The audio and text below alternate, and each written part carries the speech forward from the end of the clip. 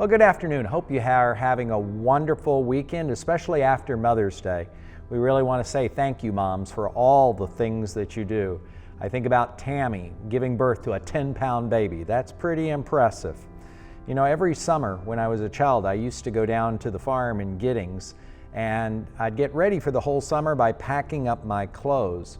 And one of the things that I would do is I would take the paper bag, grocery bag that they used back in those days, and I'd put my clothes and I'd pack them all up ready to go. Very practical reason, I thought, for doing that. That's what we used for trash cans when we were there, and we'd go out to the trash bin and burn them, and that was how we would use it before we were using a lot of plastic bags. My mom would have nothing to do with that. She was determined that if I was going to travel, I was going to put my clothes into a suitcase. We argued about that for a little bit. She was busy trying to train me, and finally she resorted to that old answer. You know what? If you were in a car wreck and somebody ran into you from the back, you know that your underwear would be scattered all over the freeway? Now, personally, I was more concerned about me being scattered all over the freeway in that car wreck than my underwear on the freeway, but she won the case.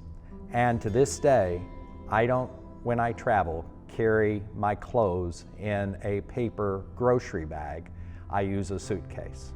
So moms, thank you for all that you do, whether it's teaching us how to pack, or whether it's teaching us how to wash our hands, or most importantly, teaching us about Jesus and introducing us to Him. We really do hope you had a wonderful, wonderful weekend. This coming Thursday is also a very special day.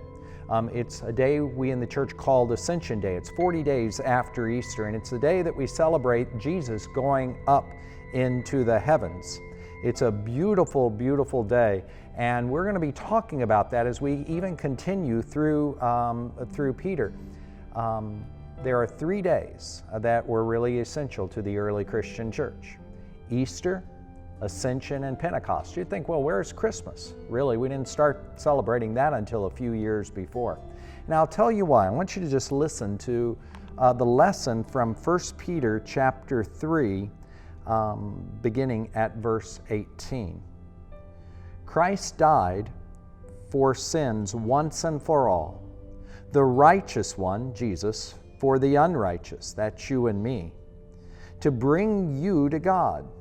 He was put to death in the body, but made alive by the Spirit, through whom also He went and preached to the spirits in prison, who disobeyed long ago when God waited patiently in the days of Noah while the ark was being built.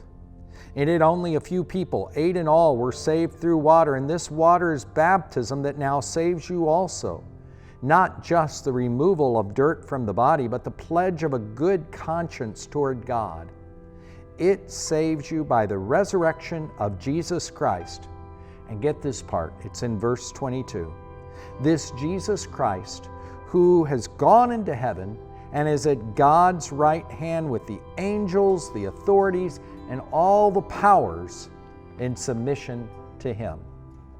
What I want to remind you of today in this world of a lot of uncertainty is that Jesus Christ is in heaven and He reigns as our leader and He is in charge. I've said it to a number of people around here at Redeemer. If you thought that closing the Redeemer campus was a challenge, the bigger challenge is going to come with reopening it, regathering again. There's going to be so many options, so many anxieties, so many fears, and so much that we just don't know. And you know that in your business, you know that in your family, and you know it as you try to plan for things during the summer and even for the fall. And I think about and really do pray for all those in leadership positions, whether it's our president or whether it's the governor or whether it's the health authorities. No matter how hard they may be trying, they're still human. And there's so much that is unknown. And if anything, this pandemic has really humbled each and every one of us.